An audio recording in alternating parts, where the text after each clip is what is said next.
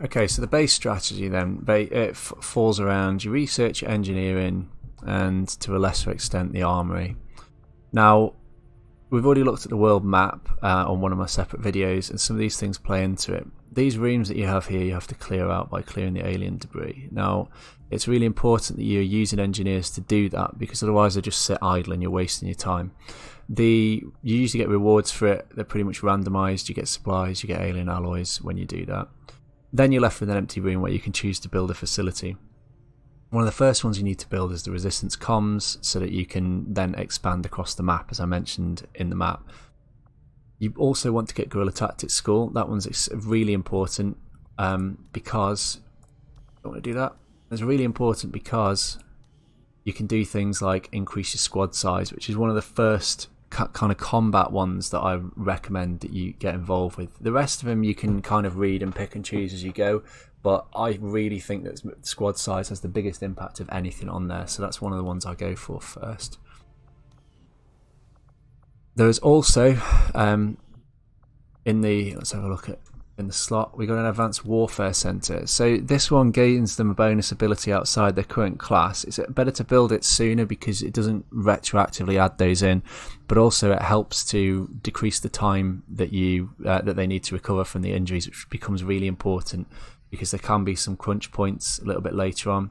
Some of the other ones show up a little bit later, like this one. And then there are other things that we can do to help to reduce research time and so on, but those ones are later game ones. You need your resistance comms, you need your guerrilla tactics school, advanced warfare when you can, and then of course you need your power relays. You can assign engineers to these slots and it will give you bonuses for it. So if they're not clearing debris, then you can assign them to those and it helps to boost up. For example here, resistance comms, increase my contacts by 2.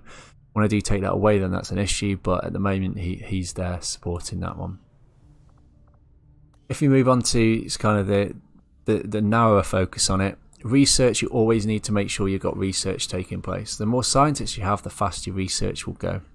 So at the start you tend to just be researching, doing autopsies and researching things that you found, and then later on these lead to weapons and armour. I recommend going for armour first instead of weapons because you want to keep your soldiers alive. When you do get your beam weapons and things, then it's a nice reward, but it's a higher risk going for the weapons first. I always recommend the armour. If you leave them for a while, as you get more scientists, some of the earlier things you'll see they massively drop in the estimated time because they're easier to research with the more scientists. Engineering itself is where you can build items to use in the game, build facilities we've looked at. You can look at the equipment that you've got, what your engineers are doing, and this proving ground here that I made allows us to create some different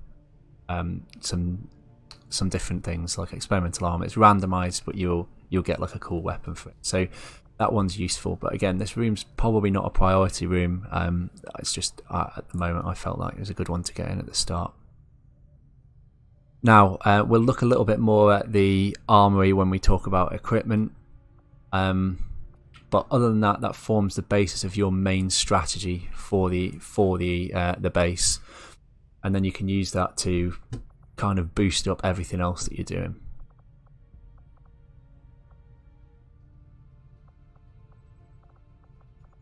Okay, so I've already looked at the world strategy, or the world overview, and how that works. The base ties in very closely with that. This is before we even considered any of the actual direct combat of the game. Now, the first bit is these rooms that you get. So this is where you expand your base. Now, they're full of alien debris to start with. You can send an engineer there to clear it, and then you get an empty room. When you get your empty room, you can then click to build a facility in that place, and you get a range of options. Now, the first one you're going to build is your resistance communication, which is essential for expanding across the map. It means you can reduce the avatar project, and you get time to actually complete the game instead of losing it very quickly on. The second most important one is the Guerrilla Tactics School. This is really important because you can increase your squad size. I really hone in on that one to start with. It makes a massive difference because then you've got more soldiers, and especially at the start of the game when you're fighting smaller groups of enemies, it means you can walk them a lot easier, take less damage, and then at the end of the game it also means you actually have a chance of surviving. There are a range of other things that you can get here, and they're pretty straightforward. You can just read the information off with them, but that's one of the ones that I jump for first. There is also one that I've not built in this game yet, which is called the Advanced Warfare Center, which allows your operatives to get bonus abilities outside their class, which can be really useful. That's only when they're promoted to a certain point though. If you build this too late in the game and your soldiers are already ranked up quite high, they'll miss out on that opportunity because it doesn't retroactively add it, but also it helps them to recover faster, which is essential at the end of the game. It's worth mentioning that you always want to keep your engineers busy clearing out these rooms because you do get rewards for doing it, and also you can store them, you can assign them to a room where they can then add benefits to that room. And that's one of the reasons on the world map, one of the strategies I like to go for is to get missions that give you more scientists and more engineers. Now, research is really important so that you can develop new weapons and armour. I suggest going down the armour route first because it just makes the game easier, and then going for weapons later. You get that by doing research on these things you find, things you've seen, and story related aspects. The more scientists you have, the faster it goes, but you always want to make sure that people are assigned to doing this. If you decide to quit off one and move it across, it'll still remain research down to a certain point. And the further you go through the game, the more scientists you've got. Some of the earlier ones you can fly through them really, really quickly. So if it's not something that you are interested in at that point, or you don't have to worry that you're going to get kind of completely knackered with that. As long as you get in scientists, that will be fine. Engineering itself, I've shown you most of this, to be honest. You can see what engineers are doing, you can see the inventory of things you've got, build your facilities, which I've shown you. Building items is important so that you can then equip it with soldiers, which we'll look at the combat, which I'll break down into two parts.